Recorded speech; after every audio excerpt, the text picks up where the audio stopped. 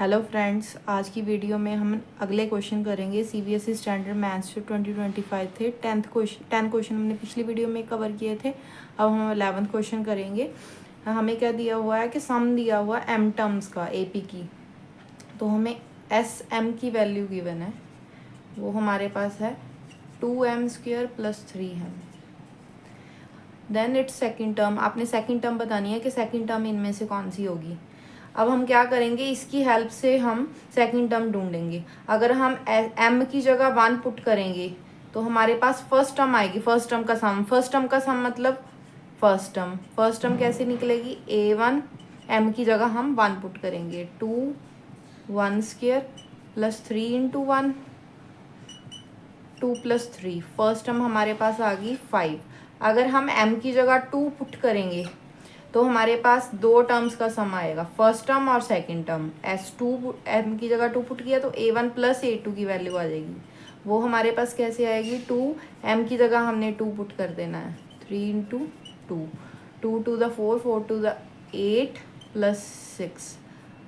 पहली दो टर्म्स का सम कितना आ गया, 14, और फर्स्ट टर्म है हमारी 5। अगर हम इन दोनों को माइनस कर दें, a1 + a2 - a1, इन दोनों को, तो लेफ्ट साइड माइनस किए हैं तो राइट साइड्स भी माइनस हो जाएंगी। राइट साइड्स ये हैं, a1 से a1 कट गया, a2 की वैल्यू कितनी आ जाएगी हमारे पास, 9। तो B option is the correct answer. Next question है हमारा question number 12, mode and mean given you है। मॉड दिया हो 15x और मीन दिया हो 18x। हमने मीडियन निकालना है। हमें पता है कि जो मीडियन मॉड का जो रिलेशन है वो क्या होता है हमारे पास, 3 times median is equal to 2 times mean plus mode. ये रिलेशन की हेल्प से हमने मीडियन की वैल्यू निकालनी है। 3 टाइम्स मीडियन हम एज इट इज रखेंगे, जो हमें वैल्यूज गिवन है वो हमने पुट कर देनी है। मीन की वैल्यू हमें गिवन है पास 18 है, मॉड हमारे पास 15 है। इसको हम सॉल्व करेंगे, 36 + 15x, 36 और 15 को करेंगे तो हमारा आ जाएगा 51x। इधर है 3 टाइम्स मीडियन, हमने मीडियन निकालना, मीडियन इधर रखेंगे, ये जो 3 है दूसरी तरफ जाके डिवाइड हो जाएगा, 3 से इसको डिवाइड करेंगे तो हमारा आंसर आ जाएगा 17x। नेक्स्ट क्वेश्चन नंबर 13, इसमें क्या है कि हमें 52 प्लेइंग कार्ड्स के बीच में से एक कार्ड सेलेक्ट करना है उसको, और बताना है कि उस कार्ड के रेड फेस कार्ड होने की प्रोबेबिलिटी कितनी है। हमें पता है कि जो रेड कलर के कार्ड होते हैं वो एक तो हार्ट में रेड कलर होता है, एक डायमंड में रेड कलर होता है। फेस कार्ड कौन कौन से होते हैं, जैक, किंग, क्वीन। इसमें भी जैक किंग क्वीन होंगे, इसमें भी जैक किंग क्वीन होंगे। टोटल कितने हो जाएंगे, 3A। टोटल हमारे पास 6 फेस कार्ड्स हो जाएंगे, और नीचे टोटल कार्ड्स कितने हैं, 52। इनकी कटिंग कर देंगे 2 के टेबल में, यहाँ 3 आ जाएगा, यहाँ आ जाएगा 26, then 3/26 is the correct answer. ये काफ़ी ईजी था। नेक्स्ट क्वेश्चन है हमारा question number 14, which of the following is the rational number between √3 and √5। आपने बताना है कि इनमें से कौन सा जो रैशनल नंबर √3 और √5 के बीच में आ रहा है। अब अगर हम फर्स्ट ए ऑप्शन को देख रहे हैं तो ये ना तो रिपीट हो रहा है ना ही टर्मिनेट हो रहा है, तो ये रैशनल तो होगा नहीं, ये तो इररेशनल है, तो ये ऑप्शन भी कट हो गया। और ये वाला जो पाई है ये भी इररेशनल होता है, तो ये भी कट हो गया। इन दोनों में से कोई एक आंसर आएगा। अब अगर हमने √3 की वैल्यू निकालनी है तो हम इसका रूट भी सॉल्व कर सकते हैं। यहाँ करेंगे 1 1, जैसे हम 8th में लॉन्ग डिवीज़न मेथड करते थे, 1 आ गया, माइनस किया कितना आ गया 2। अब हम यहाँ पर डॉट लगा के डबल ज़ीरो इधर लगा सकते हैं। अब इसका डबल करेंगे आ जाएगा 2, फिर हमारा जाएगा ये 7 इधर 7 इधर, 27 को आप 7 से कर लेना, 7 7 द 49, 7 2 द 14, 189 आपका आंसर आ जाएगा। अप्रॉक्सीमेटली 1.7 इसकी वैल्यू आएगी। सिमिलरली हम 1.5 का रूट भी निकाल सकते हैं। 5 का रूट निकालने के लिए 5 2 पे चला जाएगा, 2 2 द 4, 5 - 4 करेंगे 1 आ जाएगा। इसका डबल करेंगे तो हमारे पास आ जाएगा 4। अब इधर हम डॉट लगा के डबल ज़ीरो इधर लगा सकते हैं, तो ये 2 पर चला जाएगा, 2 इधर, 42 को 2 से करके देख लेना, 84 आ जाएगा। तो 2.2 समथिंग जो है वो इस नंबर की वैल्यू आ जाएगी। अब आपने देख लेना है कि इन दोनों में से ये तो ऑप्शन कट हो गया, ठीक है। ये वाला ऑप्शन आपका करेक्ट आंसर आएगा, ऑप्शन नंबर डी, क्योंकि ये 1.7 और 2.2 दोनों के बीच में लाई कर रहा है। नेक्स्ट क्वेश्चन नंबर 15 जो है हमारे पास, हमें क्या दिया हुआ, if a sector of a circle has an area, sector का एरिया दिया हुआ है 40 पाई स्क्वायर यूनिट्स और सेंट्रल एंगल भी दिया हुआ है 72 डिग्री। आपने रेडियस ऑफ सर्कल निकालना है। आपको पता है कि जो एरिया ऑफ सेक्टर का फॉर्मूला है वो क्या है हमारे पास, area of sector theta upon 360 into pi r square. Area of sector हमें कितना दिया हुआ, 40 इंटू पाई, पाई हमारा दोनों तरफ कट जाएगा, उसको पुट करने की ज़रूरत नहीं है। थीटा दिया हुआ 72 degree, 360 pi r square, pi से पाई हमारा कैंसिल हो गया। ये 36 one the 36, 36 two the 72, 2 one the 2, 2 5 the 10, 5 आ गया नीचे।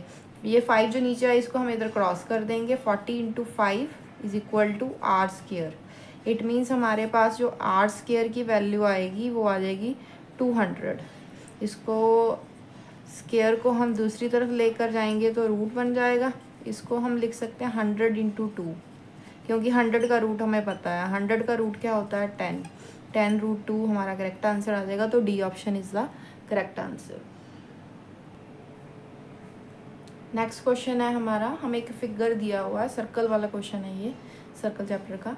पी ए जो है टेंजेंट है एक्सटर्नल पॉइंट पी से। ये पी पॉइंट है एक्सटर्नल सर्कल के, ए के ऊपर टेंजेंट, ए पॉइंट के ऊपर सर्कल के ऊपर टेंजेंट है। सेंटर सर्कल का ओ है। पी ओ बी ये एंगल दिया हुआ, पी ओ बी 115 डिग्री। हमने कौन सा एंगल फाइंड करना है, A P O, this angle we have to find. For this we know that the angle between the tangent and the radius, this is tangent PA and AO is radius, this angle is 90 degree and with the help of linear pair we can find this angle AOP, because angle AOP and 115 in 115 इन दोनों का सम कितना होगा 180। AOP निकालने के लिए 115 दूसरी तरफ जाके माइनस हो जाएंगे, माइनस करेंगे तो हमारे पास आ जाएगा 65। AOP की वैल्यू हमारे पास आ गई 65 दिस एंगल। अब ये ट्राइंगल है APO, तीनों का सम, तीनों एंगल्स का सम दिस एंड दिस 180 होगा। 90 प्लस ये 65 है AOP plus angle APO, this should be equal to 180 degree. 90 plus 65 ये हमारे पास आ जाएगा 115, इधर है हमारे पास APO इज इक्वल टू 180, 155 आएगा, सॉरी ये APO is equal to 180 minus 155, minus करेंगे तो हमारा आ जाएगा 25 degree. A option is the correct answer. Next question, question number 17, इसमें हमें क्या दिया हुआ, a kite is flying at a distance of 150 metre from the ground. जो एक काइट है वो ग्राउंड से, यहाँ पर एक काइट है सपोज, ये ग्राउंड से कितने डिस्टेंस के ऊपर फ्लाई कर रहा है 150 मीटर, और इसको एक स्ट्रिंग से अटैच किया हुआ है जो इंक्लाइंड है 30 degree angle with the horizontal. ये हॉरिजॉन्टल लाइन लेंगे बिल्कुल सीधी 90 डिग्री के ऊपर, और ये काइट एक स्ट्रिंग से अटैच्ड है जो ग्राउंड से कितने एंगल पर है 30 डिग्री। आपको डायग्राम अगर बनाना आ गया तो आप सम सॉल्व ईजिली कर पाओगे। The length of the string आपने फाइंड करनी है, this we have to find. तो हम कौन सा फॉर्मूला लगाएंगे इसमें, परपेंडिकुलर, आपको पता है ये परपेंडिकुलर है, ये हमारा हाइपोटेन्यूज है, तो ये दोनों चीज़ें हमने यूज़ करनी है। परपेंडिकुलर अपॉन हाइपोटेन्यूज हमारे पास होता है साइन थीटा। यहाँ पर थीटा की वैल्यू 30 डिग्री है तो हम साइन 30 यूज़ करेंगे। परपेंडिकुलर है हमारा 150, हाइपोटेन्यूज हमें निकालना है।